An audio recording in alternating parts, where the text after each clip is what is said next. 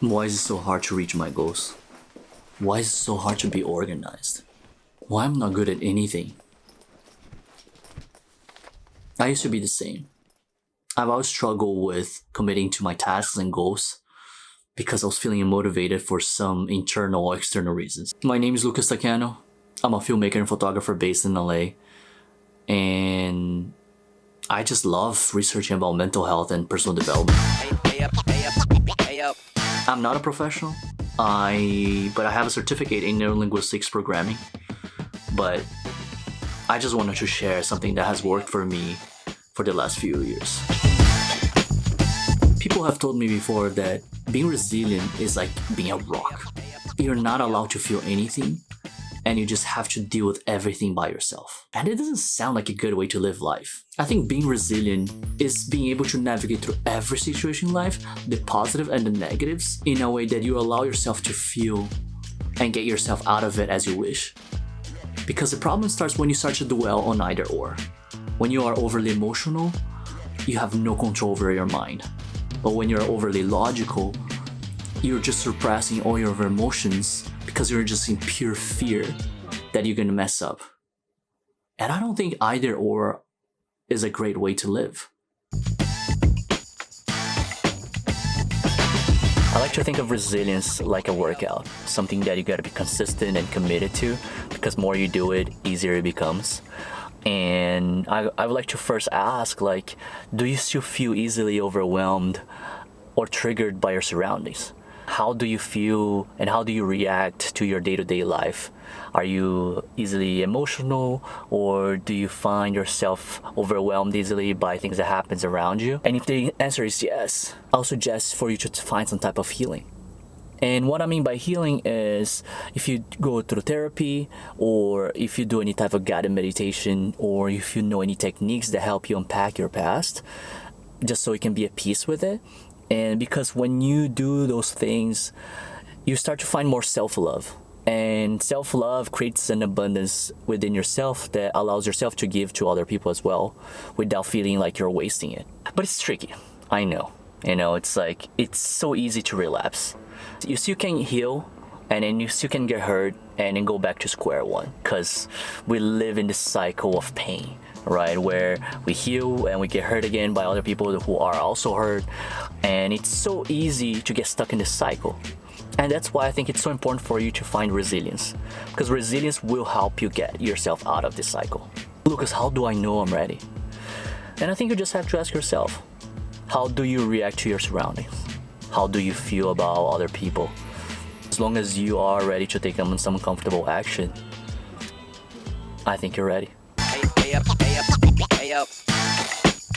I want you to think of resilience as mental elasticity. And what I mean by that is think of a material that shapes into every situation and goes back into the original shape. But the question is, what is the original shape of my mind should look like? And I want you to think of a baseline. Think of mindset where it's mostly neutral and objective, because this way you can approach things more clearly and effective. I want you to think of mental elasticity as a way to bounce back and forth between your negatives and positive states of mind. Having your baseline is incredibly important, and the way you can reach it is through healing. And unfortunately, healing itself does not give elasticity itself. That's why I think it's important to practice. I think having morals such as help, love, grow, and learn as an individual will help you direct you towards the right direction. And I want you to think of elasticity like your muscles. More you train it, more you take care of it, more control you're gonna learn how to have. And I think it starts with you reconditioning yourself into believing that it is okay to be uncomfortable, because life is uncomfortable. And I think more you want to live life, more uncomfortable situations you will be part of.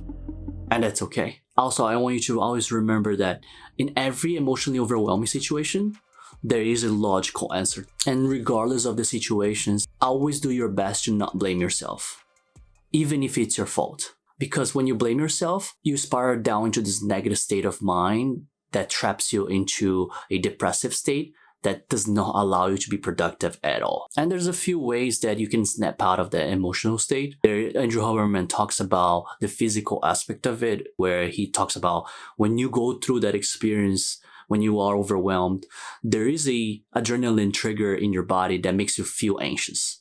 A good way to release that anxiousness is through body movement, right? Whether if you go for a run or do a workout, or if you are at a different place, do something that helps you move, right? Because this way you release some endorphins in your body that will help you relax. And there's more of a mental approach where they say, think of the people who are in the line of your decisions, right? Whether if it's your coworkers, your teammates, your family, or your friends. And they call it like the bigger cause effect. When there's more in the line than yourself, you tend to regain some type of strength. And I think it's like same thing when parents, they're trying to protect their kids, or when you are part of like a sports team and you just want to win because you want to make your efforts pay off. And there's another technique that I like to call the movie theater detachment that I learned in neurolinguistics. I'm not sure if that's the actual name, but that's what I like to call it. It basically comes down to when you go through a traumatic experience, you can dissociate yourself by imagining yourself in a movie theater. So you're like, you see that experience as if you are a spectator. You're no longer part of the experience. You're able to disconnect and not feel as emotionally invested. When you do it, it's like you're able to see things more clearly and give the characters advice, right, to what would you do different. And I think this way you're able to navigate through the situation a little easier. The crazy part is like more you do that technique, you actually learn how to do it in real-time situations. And I think more you get used to it, more you learn how to navigate through every situation and bounce from your logical and your emotional side. I think life just becomes easier, and more you do it, more it becomes a habit. It helps a lot if you have clear intentions and values in every situation, because when you don't have it, like, you don't know if you're making the right decision. Also, the same techniques can be applied to our own internal battles. Sometimes the problem might not even be the surroundings, but it could be just your own internal monologues. You can even utilize those techniques within those inner battles and observe how you feel in regards to your surroundings, see how you react. You can journal if you want to keep track of your progress. And if you go to therapy, I would suggest you ask your therapist about, different ways to perceive certain situations or even the reality around you. Because I think sometimes it's good to have different perspectives. They can only help. And just to finish it up, I would say a good way to keep the consistency going is to have a healthy relationship with your body and mind. Because more you take care of it, more energy you have. Because the moment you're tired and you don't have energy, that's when things becomes more difficult. And there's this really cool quote that I heard from Alex Hormozi.